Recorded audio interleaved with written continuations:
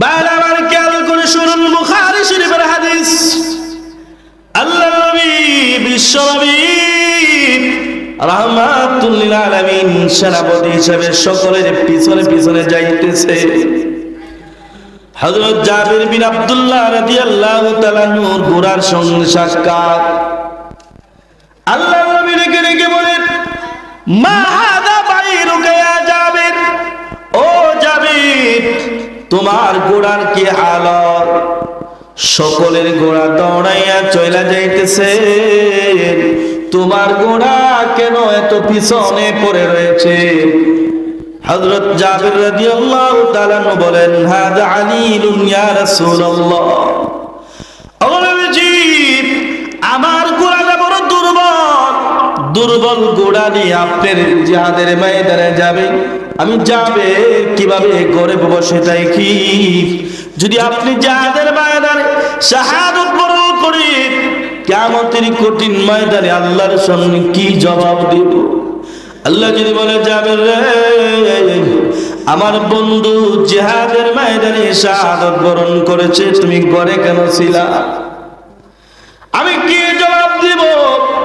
নবী জিহাদের ময়দানে থাকবি আর আমি যাবে ঘরে বসে থাকবো, তা কোনোদিন হতে পারে না।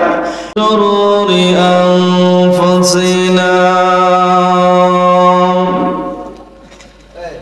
ওয়া মিন সাইয়্যাতি আ'মালিনা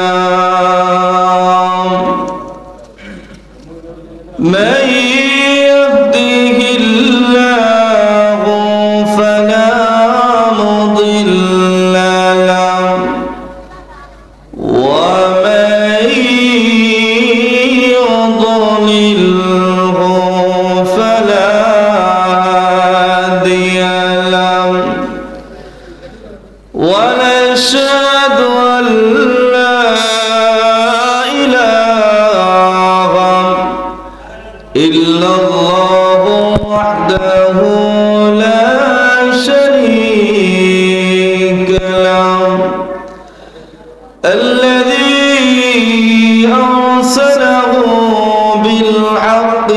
بشيرا ونذيرا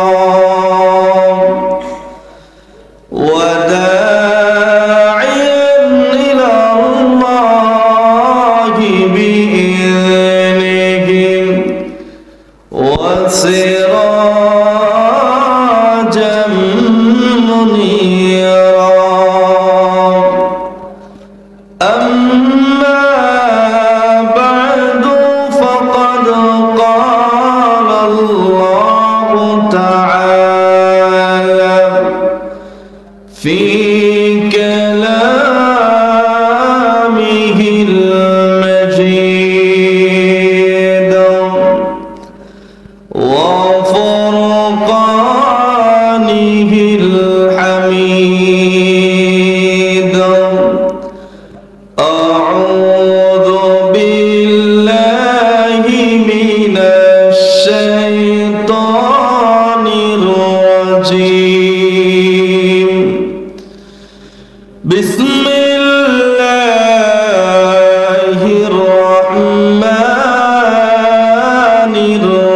الرحيم. قل إن كنتم تحبون الله فاتبعوني يحببكم الله ويغفر لكم ذنوبكم والله غفور رحيم. صدق الله العظيم. قال رسول الله صلى الله عليه وسلم من يعش منكم بعدي فسيرى اختلافا كثيرا وعليكم بسنتي وسنة সুন্নাতিল খুলাফায়ে রাশিদিন আও কামা ক্বালা আলাইহিস সালাতু ওয়াস সালাম। সকলে প্রাণ করে নবীর মুহাব্বতে দরুদ শরীফ পড়ি সাল্লাল্লাহু আলাইহি। সকলে মুখ খুলা দরুদ শরীফ পড়ি সাল্লাল্লাহু আলাইহি সাইয়্যিদিনা ওয়া মাওলানা মুহাম্মদ ওয়া আলা আলিহি ওয়া আসহাবিহি ওয়া বারাকা ওয়া সাল্লাম। হাবিবে খুদা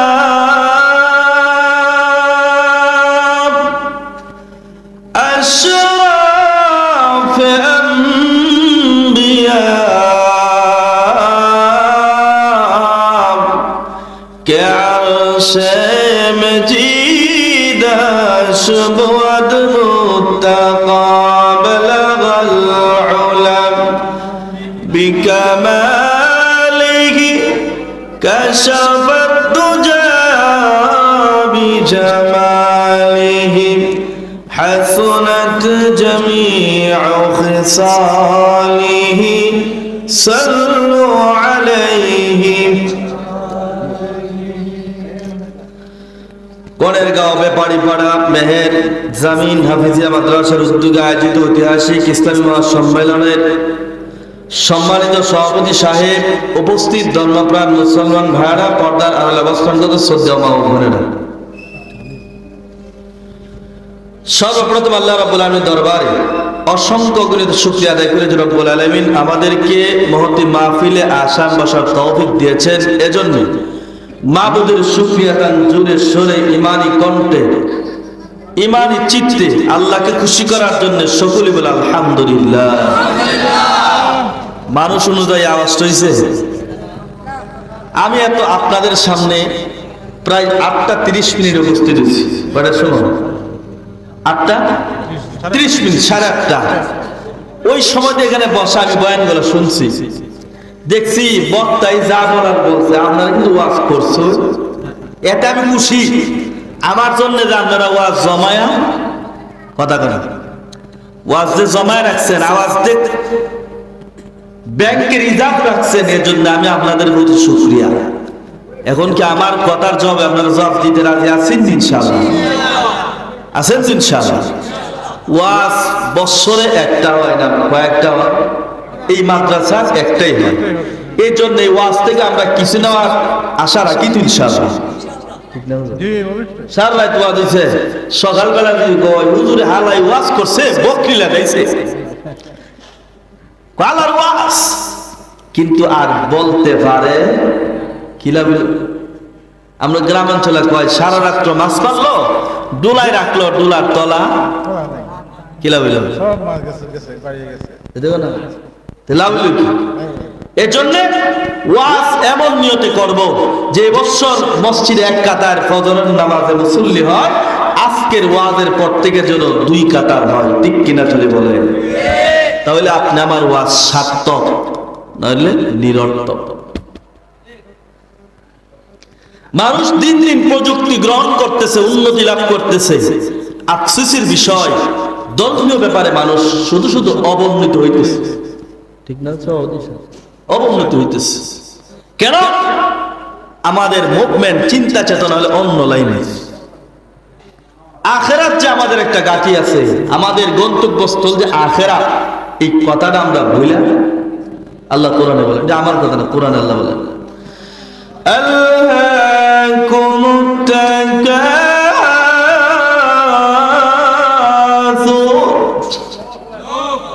আল্লাহ বলেন প্রাচুর্যের লালসায় তোমাদেরকে গাফেল করেছে।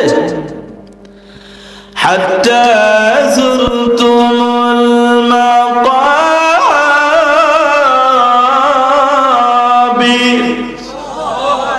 এমন বেহুশ তোমরা এই অলসতার মধ্যে তাইকা কবর পর্যন্ত পৌঁছিয়া যাও। কবরটাকে আজকেও আমাদের মাদ্রাসায় জোহরের নামাজের পরে ঘোষণা হয়েছে একটা জানাজা।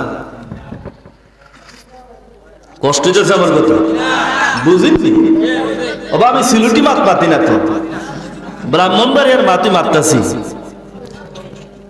বুঝুন তো।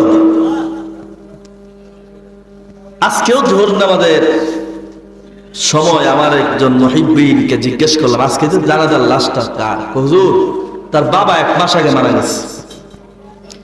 ছেলেটা বিবাহ করছে, তার একটা ছোট্ট ছেলে আছে, একটা সন্তানের বাবা, সে মারা গেছে। বলেন বয়সটার কত হয়েছে? কথা বলেন। এই যে মানুষগুলো আমাদের চোখের সামনে দিকে চলে যেতেছে, আমাদেরকে এই পুরো হাসিল করা, উপদেশ হাসিল করার দরকার আছে না নাই? এ ভাই ডিস্টার্ব দেন না, ডিস্টার্ব দেন না, ডিস্টার্ব দেন। এর জন্য সতর্ক হওয়ার দরকার আছে না নাই? আজকের ওয়াজ থেকে নিয়ে যাবো তো ইনশাআল্লাহ। যদি আমরা কি উঠা যায়, বোঝা গেল না আমার ইচ্ছা একটা আছে, শরম কিন্তু লাগবে, বললাম ইচ্ছা একটা আছে পিছনে, আছে না নাই? হ্যাঁ,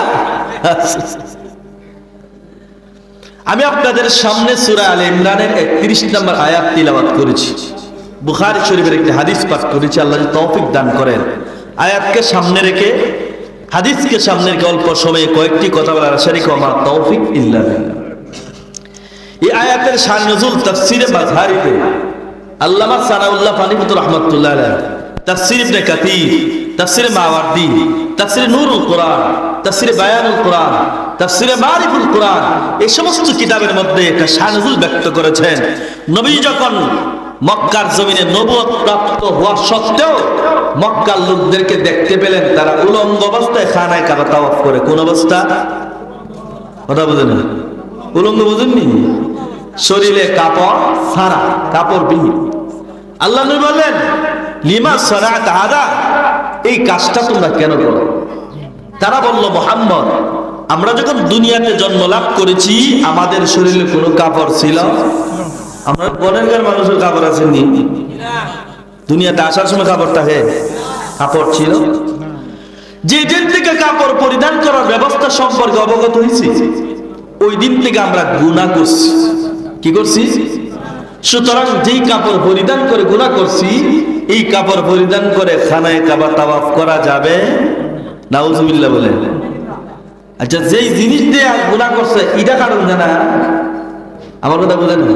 এরা কাপড় গুলে নিছে কিন্তু জিনিসটা আর কাটে। এটা যাতে মাতাল তালে, এটা বুঝেননি? যাতে মাতাল তালে ঠিক। এক চাচা কলা নিয়ে বাজারে এসে বলতেছে, কত টাকা হালি? হালি নিয়ে আপনারা কয়টায় হালি হয়? চাচা ফুরানোর পরে একবার দে 3টা, আবার দে 4টা। বাতি দা কয়, চাচা আপনি তো একবার 3টা দেন, আবার 4টা দেন। বাবা রে, আমি তো বুড়া মানুষ, সুদাটা লই আইছি রে মাথাটি। কয় চাচা একবার 5টা দিলা না? কয় না, অত খারাপ হয়েছে, 3টা দেওয়ার মাথা খারাপ হয়েছে, 5টা দেওয়ার মাথা খারাপ। এরাও কাপড় খোলার মাথা খারাপ হয়েছে, যন্ত্র কাটার মাথা খারাপ হয়েছে। আবার নবীকে বলতেছেন, মুহাম্মদ, আমরা যে এই কাজটা করি এই কাজটাকে আল্লাহ ভালোবাসে। নাউজুবিল্লাহ। বুঝছেন না আমার কথা? এই যে কাজটা করছে, ওয়াজ কিন্তু বাইতে বাইক নিয়ে যেতে ইনশাআল্লাহ। এই যে কাজটা করি কাজটাকে আল্লাহ ভালোবাসেন। এই প্রেক্ষাপটে আপনাদেরকে জিজ্ঞেস করি, আল্লাহ কোন জিনিসটা ভালোবাসে কি বাসে না আমাদের নবী বেশি জানে নাকি বেঈমান মক্কার বেঈমানটা বেশি জানে? কথা বলেন। আমাদের নবী, আবার নবীর ওয়াজ করতেছে এই কাজটা আল্লাহ কি করে। তখন আল্লাহ তাআলা আমার তিলাওয়াত করতে আয়াত নাযিল করছে, বুঝাইছেন কথা। আল্লাহ বলেন, কুল ইন কুনতুম তুহিব্বুনা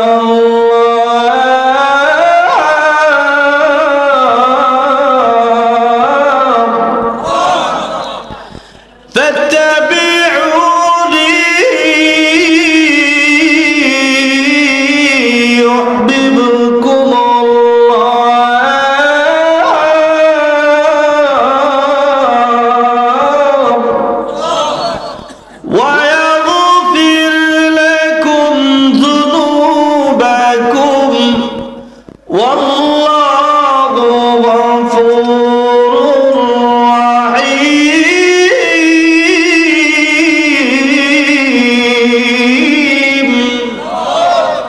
আরো জোরে বলেন। আল্লাহ বলেন, হে নবী আপনি মক্কার বেঈমানদেরকে বলে দেন, কুল আল আমরু লিল উজুব, আমর সেগা, আপনি বলুন ইন কুনতুম তুহিব্বুন আল্লাহ, যদি তোমরা আল্লাহর ভালোবাসা পেতে চাও। কার ভালোবাসা? আমরা চাইনি আল্লাহর ভালোবাসা। তখন কি করতে হবে? আল্লাহ বলেন তাত্তাবিউনি, আমি নবীর অনুসরণ অনুকরণ করেন। সুবহানাল্লাহ। আল্লাহর ভালোবাসা পাওয়ার জন্য কার অনুসরণ করতে হবে? কথা বলেন। যে আমরা ডিস্টার্ব দিলে তো ওয়াজ করে দিত। আল্লাহর ভালোবাসা পেতে হলে কার অনুসরণ করতে হবে? মুরব্বি কষ্ট নেন না এইভাবে 10 জনের। আচ্ছা আমি আপনাদেরকে বলি, এটা পরিবারের 5 জনকে বুঝাই চালাইতে গেলে যিনি চালা তার কষ্ট হয় না? কথা বলে না, কষ্ট হয় না? 5 জনে চালাইতে গেলে এই যে আপনারা চেয়ার বই দিচ্ছেন, বাচ্চা মনে দেখতেছো, এই মানুষটা যদি বুঝায় না রাখতারি আপনারা রাখবেন না বুঝাই, কারণ বাইরে ইঞ্জেকশন মারবেন। হ্যাঁ, আপনার কথার সাথে যে মিস্টার ইবলিস দেশ চলছে আছে, আপনার খবর আছে নি? মিস্টার ইবলিস আছে না, এর শৈল আগুন দিরেলা যদি মানুষ দিনের কথা শুনে, ঠিক কিনা যদি বলে। ইবলিস কিন্তু সহ্য করতে পারে, একটা মানুষ পরিবর্তন হয়ে যাবে, ইবলিস সহ্য করতে পারে। এজন্য দিনের কথাগুলা মনোযোগ দিয়ে শুনেন, হ্যাঁ এদিক সেদিক এদিক এলোমেলো করেন না। আল্লাহ বলেন, হে নবী আপনি বলেন মক্কার বেঈমানদেরকে, এমনকি পৃথিবীতে আনেওয়ালা যত মানুষ আছে সবাইকে বলে দেন, যদি তোমরা আল্লাহর ভালোবাসা পেতে চাও তাত্তাবিউনি, আমি নবীর অনুসরণ অনুকরণ করো। সুবহানাল্লাহ। নবীর অনুসরণ অনুকরণ করলে কি লাভ? আল্লাহ এই আয়াতের মধ্যে রেজাল্ট দিয়েছেন। আল্লাহ বলেন ইউহিব্বুকুমুল্লাহ ওয়া ইয়াগফির লাকুম যুনুবাকুম ওয়াল্লাহু গফুরুর রহিম।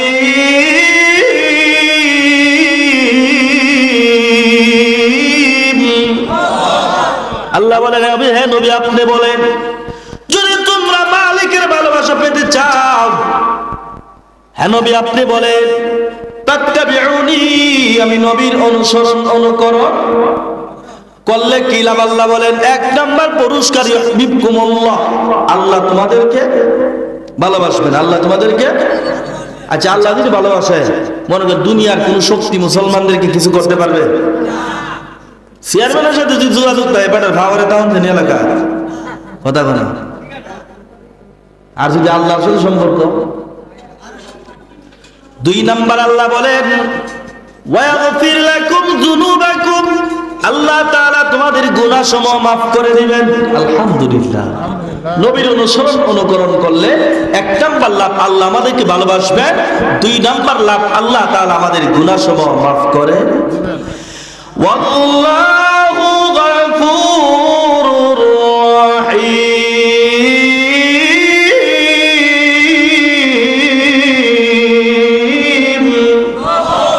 আল্লাহ তাআলা হয়েছেন ক্ষমাশীল এবং অতি দয়ালু।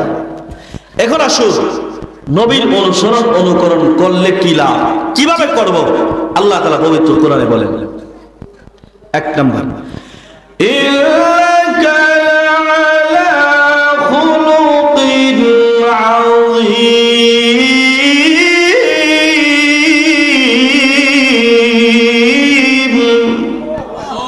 নিশ্চয় আমি আল্লাহ আপনাকে খুলুক আযীম, মহান চরিত্র দান করেছি, যার চরিত্র সম্পর্কে কোরআনের সাক্ষ্য। কথা কথা আছে না, সৎ সঙ্গে স্বর্গবাস, অসৎ সঙ্গে স্বর্গ।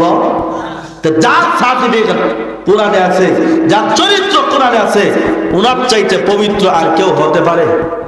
কথা বলে অন্য আল্লাহ বলে, কষ্ট দিতেছে। লাকাদ কানা লাকুম ফি রাসূলিল্লাহি উসওয়াতুন হাসানাহ, নিশ্চয়ই রাসূলুল্লাহর মধ্যে রয়েছে তোমাদের জন্য উত্তম চরিত্রের নমুনা। সুবহানাল্লাহ। কয় নাম্বার গেল? 2 নাম্বার। অন্য আয়াতে আল্লাহ বলেন আতিউল্লাহ ওয়া আতিউর রাসূল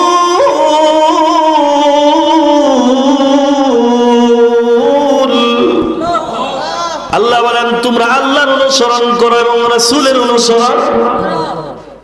অনুসরণ করার জন্য কে হুকুম করছে? আল্লাহ হুকুম করছে। রাসূলের তরিকা ছাড়া, রাসূলের অনুসরণ ছাড়া আল্লাহকে পাওয়া যাবে না। আল্লাহকে পাওয়ার মাধ্যম কে? আবার আরো জোরে বলে বলছি না আগে যে ওয়াজ বাইতে জানাবো নিতে পারেন তো ইনশাআল্লাহ। এবার আসুন রাসূল সাল্লাল্লাহু আলাইহি সাল্লামকে অনুসরণ কিভাবে করব? আল্লাহ এই কথাটা কোরআনে বলে দিয়েছে কিভাবে অনুসরণ করব। আল্লাহ বলেন ওয়া ইযা কিলা লাহুম আমিনু কামা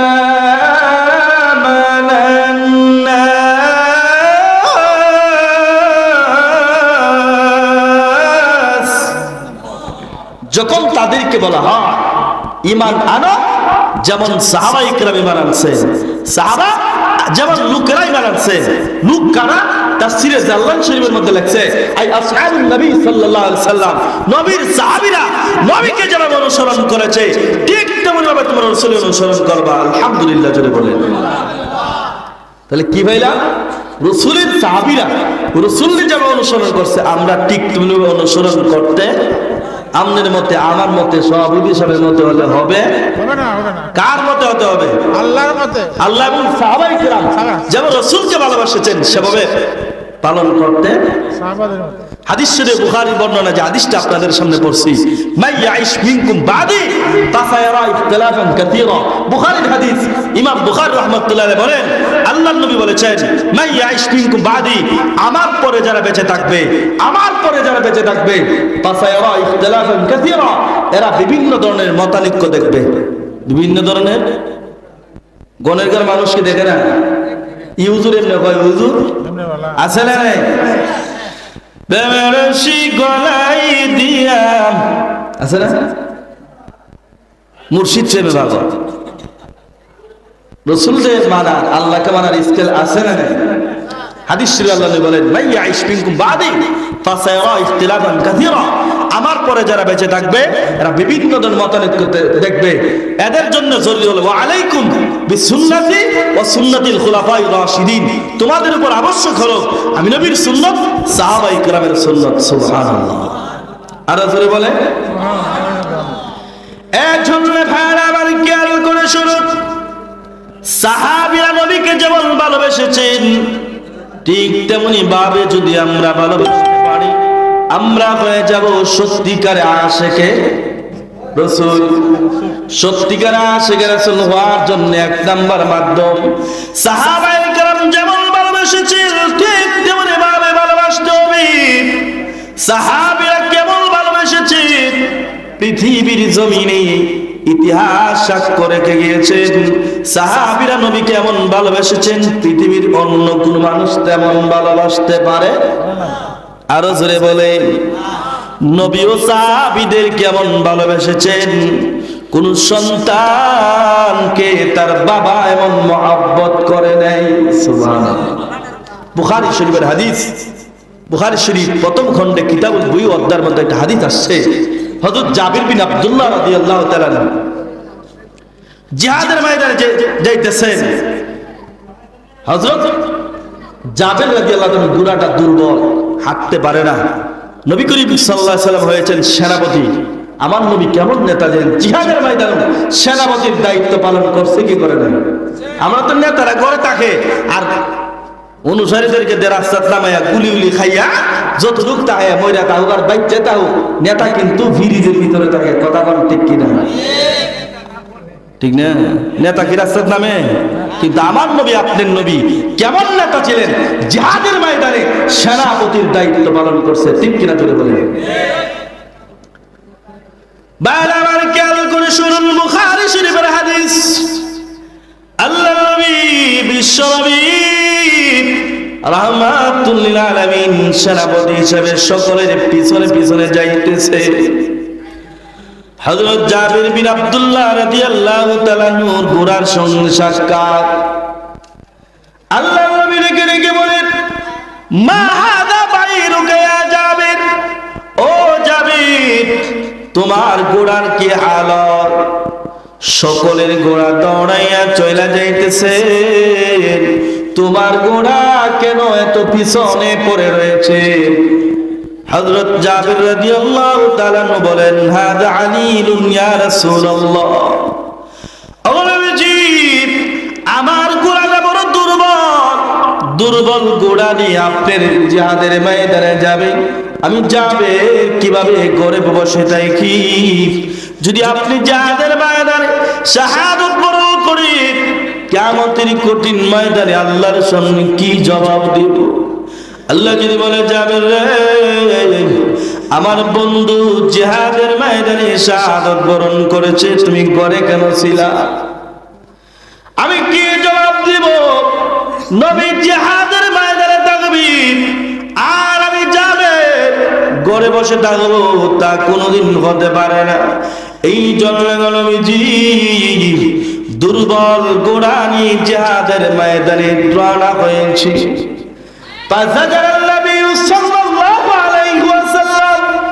আল্লাহর নবী ঘোড়ার মধ্যে একটা কুসা দিয়েছেন।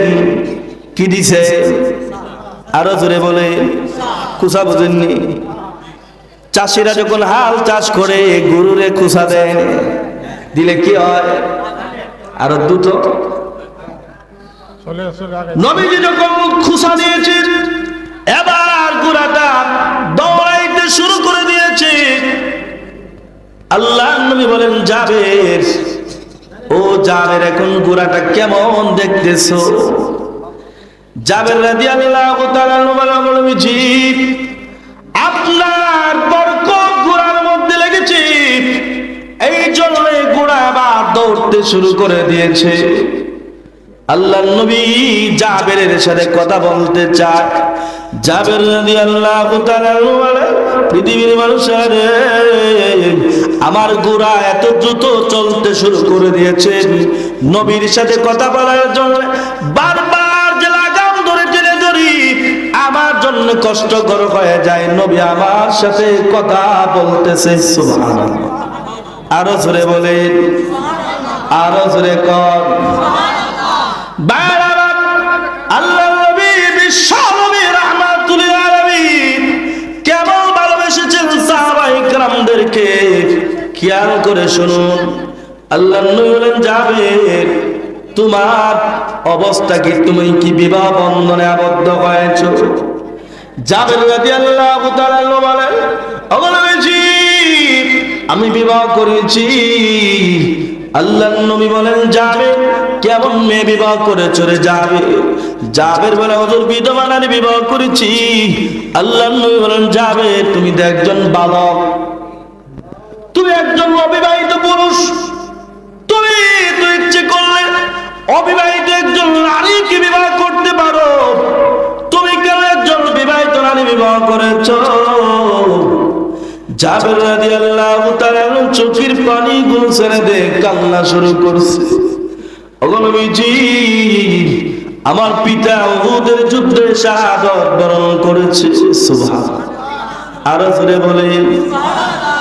ওগো নবীজি আমার বাবা উহুদের প্রান্তরে শাহাদাত বরণ করেছে। আমার বাবা ছোট্ট ছোট্ট সন্তান রেখে গিয়েছেন, এদেরকে কে আদব শিক্ষা দেবে, কে এদেরকে দেখভাল করবে? এই জন্যে নবীজি আমি চাই না এদের মতো একজন গানা, একজন পারদর্শী নারী কিনেছি, যেন সে আমার ভাই এবং বোনকে তালিম শিক্ষা দিতে পারে। এই জন্যে নবীজি আমি একজন বিবাহিত মহিলা বিবাহ করেছি। আল্লাহর নবী আমার বলে, যাবেন তোমার পিতা আব্দুল্লাহকে রেল লেগে গিয়েছে। হযরত জাবের রাদিয়াল্লাহু তাআলা নবীজি আমার বাবা ওদের যুদ্ধে শাহাদাত বরণ করেছে, আমার বাবা অনেক ঋণ রেখে গিয়েছেন, সমস্ত সম্পদ যদি বিক্রি করে দেয় তারপরেও আমার বাবার ঋণ পরিশোধ হবে না। আল্লাহর নবী রেখে রেখে বললেন, যাবেন তুমি যেদিন তোমার বাবার ঋণ পরিশোধ করবা ওই দিন আমি মুহাম্মদুর রাসূলুল্লাহকে ডাকবা। সুবহানাল্লাহ।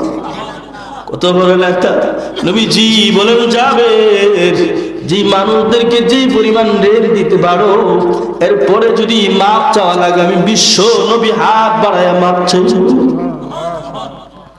আমার আব্দুল্লাহকে যেন মাফ করে দেয় আমি নবী নিজ হাতে হাত বাড়াইয়া আমি নবী আব্দুল্লাহর পক্ষ থেকে মাপ চাইব এই যাবে তোর পুরাটা দেয় না আমার কাছে বিক্রি করে দেয় হযরত জাবের রাদিয়াল্লাহু তাআলা বলে নবীজির প্রস্তাবে আমি বড় লজ্জা বোধ করলাম নবী বলছে বিক্রি করার জন্য নবীর কাছে কি বিক্রি করা যায় নবীর কাছে বিক্রি করা ইমাম সাহেব যদি কয় ও আমার মুসল্লি সাহেব কিছু সরিষা লাগে 2 কেজি সরিষা বাড়িতে নেওয়া লাগে মুসল্লি কইব তো 40 টাকা কেজি বেশি চেয়ারে দেয় কথা কয় সরিষা কত করে 100 টাকা নাকি 100 টাকা কেজি বিক্রি করে আপনি টাকাটা দিয়ে মুসল্লি বলবে ভালো মুসল্লি হইলে আর আর যদি মনে করুন মাস শেষে ইমাম সাহেব এখানে বিদায় করবে চিন্তা করে এই মুসল্লি কথা বলবে ইমাম সাহেব